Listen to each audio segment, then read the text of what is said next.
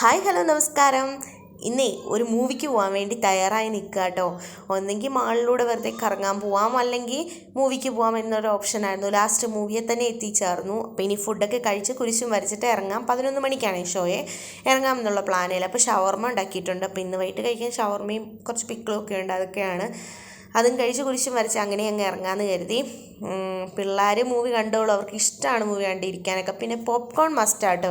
പോപ്കോണോ lies എന്തെങ്കിലുമൊക്കെ വേണം കഴിക്കാൻ വേണ്ടിയിട്ട്. അപ്പോൾ അതൊക്കെ റെഡിയാക്കാമെന്ന് കരുതി. പിന്നെ ഇവരെ ഇങ്ങനെ ലാമ്പ് ഓണാക്കി ഓഫാക്കി എനിക്ക് കാണിച്ചു തരാം, അമ്മ വീഡിയോ എടുത്തോ, നല്ല ഭംഗി ഉണ്ടാവും എന്ന് പറഞ്ഞു. അപ്പോൾ ഞാൻ ഓക്കെ ആയിക്കോട്ടെ എന്ന് പറഞ്ഞു. അങ്ങനെ ലാമ്പ് ഓഫാക്കി ഓണാക്കി തന്ന് വീഡിയോ പിടിച്ച പിന്നെ പിള്ളേർ സന്തോഷമല്ലേ, അതുകൊണ്ട് അത് അവിടെ വീഡിയോ കിടക്കട്ടെ എന്ന് ഞാനും കരുതി കേട്ടോ. പിന്നെ മൂവിയെക്കുറിച്ച് പറയുകയാണെങ്കിൽ കല്യാണി പ്രിയദർശനെയാണ് മൂവി ഫുള്ള് നയിക്കുന്നതെന്ന് എനിക്ക് അങ്ങനെ ഫീൽ ചെയ്തു. നമുക്ക് കണ്ടിരിക്കാം, കല്യാണിയെ കണ്ടുകൊണ്ട് ഇങ്ങനെ ഇരിക്കാൻ പറ്റും, അത്രയേ ഉള്ളൂ. അല്ലാതെ എല്ലാവരും പറയുന്ന അത്രയ്ക്കങ്ങ് ഞാനായിട്ട് പറഞ്ഞ ആരെയും കാണാൻ പോകാൻ ഞാൻ പറയുന്നില്ല, കാരണം അതിനുള്ളത് എനിക്ക് തോന്നിയില്ല. അതുകൊണ്ട് ഞാൻ അങ്ങനെ ആരെയും പറയുന്നില്ല. അപ്പം മൂവി ഏതാണെന്ന് ഇപ്പം തന്നെ എല്ലാവർക്കും മനസ്സിലായി കാണുമല്ലോ അല്ലേ.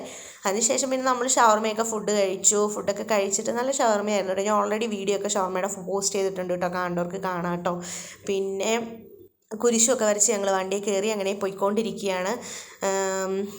ന്യൂ ജനറേഷൻ യക്ഷിക്കഥ അങ്ങനെ പറയാൻ വേണേ. നമ്മൾ കാണാത്ത ഇപ്പോഴത്തെ ജനറേഷൻ യക്ഷിപ്പടമൊക്കെ വളരെ കുറവല്ലേ, ഇപ്പോൾ കാണാത്തൊരു യക്ഷിപ്പടം അങ്ങനെ പറയാം. നമ്മൾ യക്ഷിയാണെന്നൊന്നും അറിഞ്ഞില്ലായിരുന്നു. അതിൻ്റേതായൊരു ചെറിയ സാങ്കേതിക തടസ്സങ്ങൾ സിനിമ കണ്ടുകൊണ്ടിരുന്നപ്പോൾ അനുഭവപ്പെട്ടിരുന്നു പിള്ളേരിൽ നിന്ന്. പക്ഷെ വലിയ കുഴപ്പമില്ല, പിന്നെ അവർ അഡ്ജസ്റ്റ് ചെയ്തൊക്കെ ഇരുന്നു, കുഴപ്പമൊന്നും ഉണ്ടായില്ല.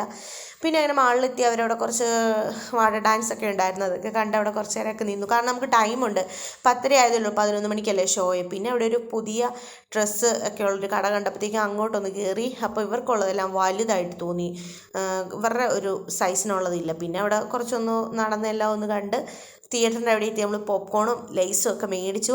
ജസ്ലിൻ എന്താ ലൈസൊക്കെ കൈ പിടിച്ചുകൊണ്ട് കേട്ടോ.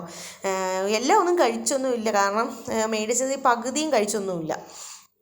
അപ്പം മൂവി ഇതായിരുന്നു, കാരണം കഴിച്ച് അങ്ങനെ എൻ്റർടൈൻമെൻറ്റ് ചെയ്യാനുള്ളൊരു ഇത് തോന്നിയില്ല. അങ്ങനെ മൂവിയൊക്കെ കഴിഞ്ഞ് ഇറങ്ങി 2 മണിയായി വെളുപ്പിന്.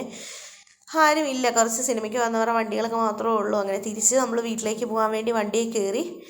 അപ്പോൾ ഇന്നത്തെ വീഡിയോ ഇത്രയേ ഉള്ളൂ. ഒന്ന് ലൈക്കും സബ്സ്ക്രൈബും ഒക്കെ ചെയ്യാൻ മറക്കല്ലേ. ടാറ്റാ ബൈ, സീ യു.